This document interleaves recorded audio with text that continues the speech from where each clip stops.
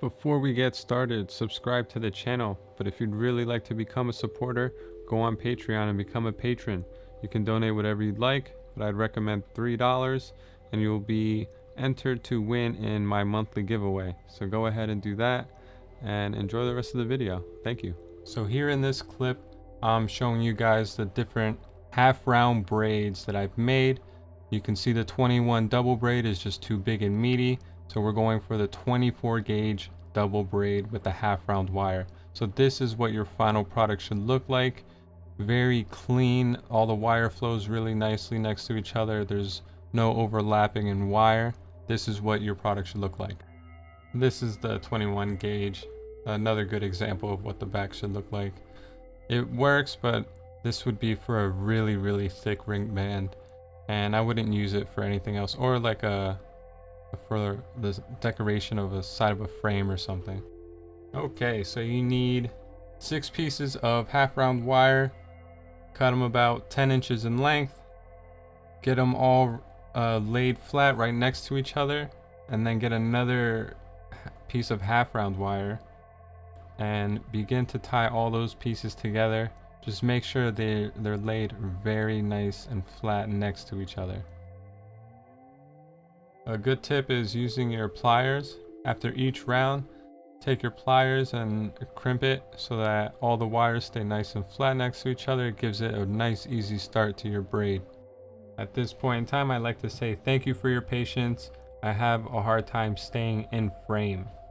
So the 6 strands of wire have been split into 3 groups. So I pulled the bottom 2 wires down in that group. And now there's a space where I can pull the top 2 over into the middle, starting the braid. So using your fingertips you're gonna pinch where you want the bend to be. So the next bend I'm going to do is on the very bottom piece, and it's gonna get pulled over the next middle piece of wire. It's gonna get pulled into the middle, and notice that little bit of space in between the top 2 and the middle group of wire. So you want to keep that same amount of space consistent throughout the braid. So see that pinch, and then a gentle bend, and then that same amount of space between the bottom and the middle wire. And you're going to want to continue that until you finish the entire braid. And yeah, it's pretty easy. Just really take your time. Have your nylon pliers ready.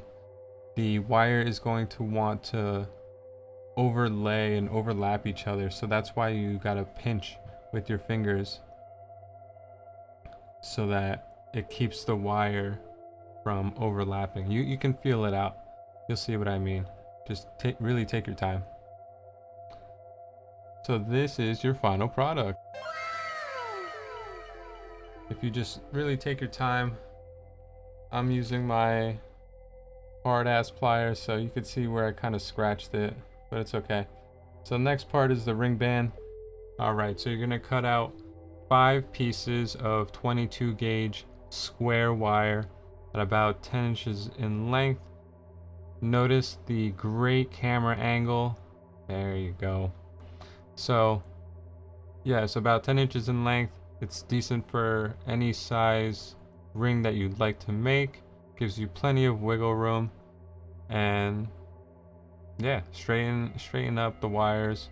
I don't know why my wires are always so beat up and crooked, but just take the time to make sure that they're nice and flat, so when you lay them next to each other, it's easy peasy. Okay, so I'm using the same 24 gauge half round wire I used in the braid. Cut out a piece about 2.5 feet, lay all the square pieces of wire next to each other, and proceed to wrap all the square pieces of wire, which is gonna hold your ring band. And I'd say about 4 or 5 times. Make sure it's nice and clean, nice and flat. And then you can go ahead and grab your brand new double braid and lay it right where the braid starts, so that you have, you're using all the braid. And then just wrap it twice around the braid. Make sure that is nice and flush, nice and clean on all ends. Use your nylon pliers, make sure it looks good. Just like that, okay? So now you're going to gently lift the double braid. Oh, that was aggressive, but gently lift it and proceed to wrap the copper square pieces. You can use silver, you can use whatever you want. Look at how I'm using my fingernail to flatten out each round, using my fingertip to really push it in there. I'm really getting in there to make these really nice rounds on the wire. And you're gonna do that about, I did around 9 to 10 times.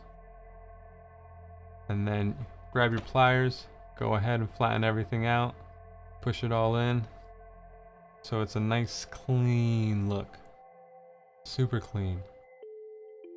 And lay down the double braid, wrap around the double braid again, and do that about 5 or 6 times.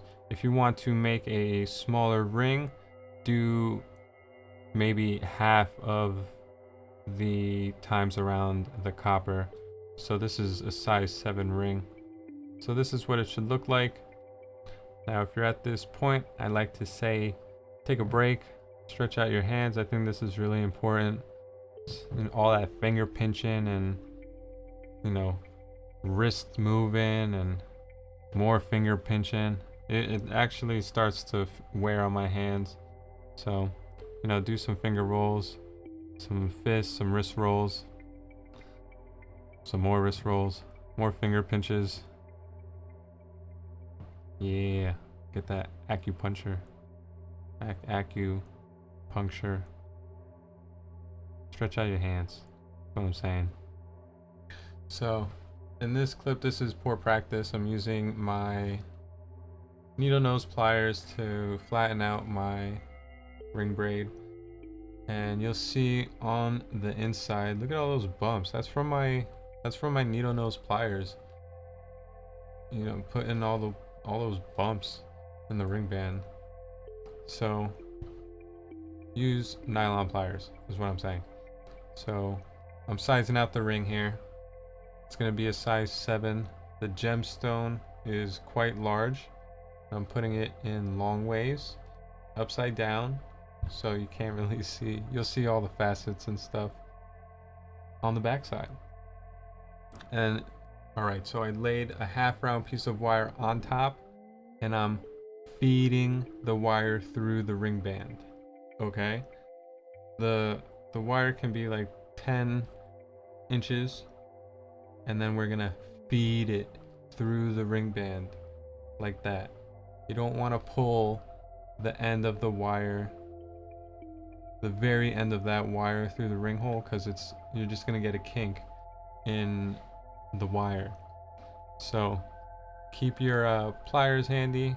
You're gonna grab them after each pass, flatten it out. If you have nylon pliers, please use them. You don't want to be leaving these weird bumps and stuff from your pliers all over your ring. What are we doing? We're feeding the wire through the ring band, and we're gonna do that all the way down to the opposite side of the ring. So this is what it should look like. The ends of the wire should end up on top of the ring. Now that's looking pretty jazzy. So this is where you make your choice of stone. I generally prefer these faceted stones that I have. They just work really nicely. You can use rough cut crystals, but it doesn't, some rough cut crystals give it a weird shape, and I like the clean, flush, finished look. Alright, so go ahead and place your stone on there, and we're gonna bend that very top wire over the face of the stone, and we're gonna curve it to, get those wires out of the way, and take your wire and shape it around the shape of the crystal. Okay, so it's a nice little curvy curve, and we're gonna tuck this wire underneath those other pieces of wire, as you can see. So yeah, just kind of play with your fingers, play with the wire, just trying to get it nice and tight around that stone, because this is the main piece of wire that's going to be holding your gemstone in place. And you don't want to mess this up, because then you'll be losing your stones, and you don't want to do that. So clip the excess, and we're gonna bead. I'm just kidding. You're just gonna push that wire through there and have it come around back up to the top of the ring band.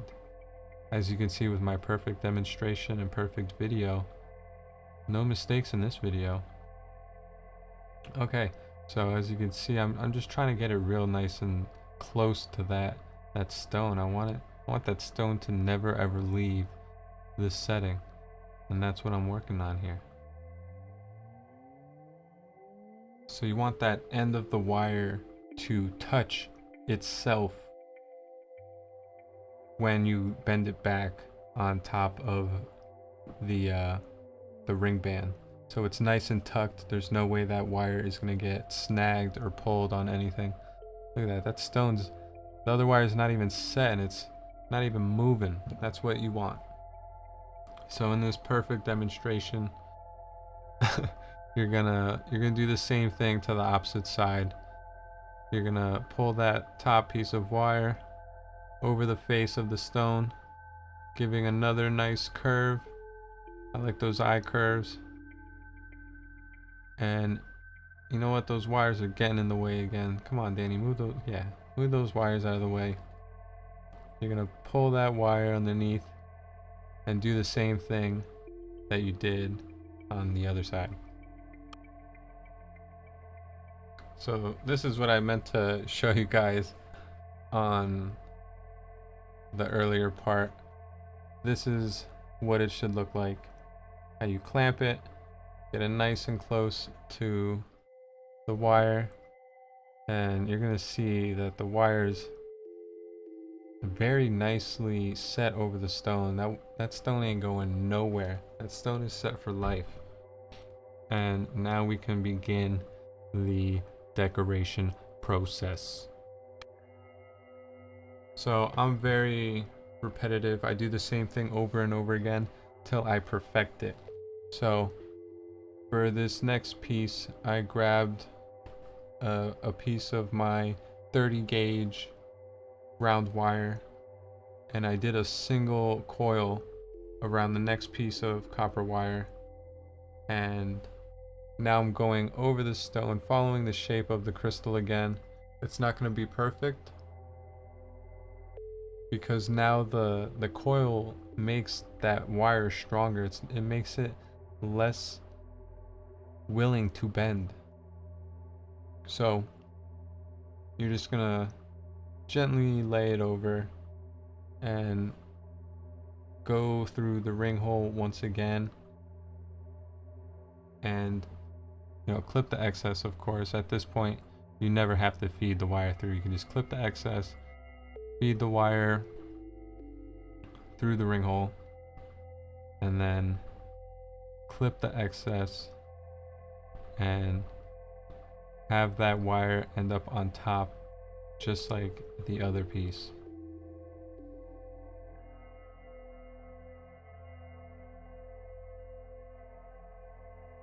Take a real close look at what I'm doing. I am gently pushing that wire next to the other piece of wire, because if you don't do that, the wires may get snagged on some loose clothing, and it'll pull that wire. I've had many times that the ends weren't tucked behind itself, and it would get caught on a piece of clothing and rip some clothing. You don't want that.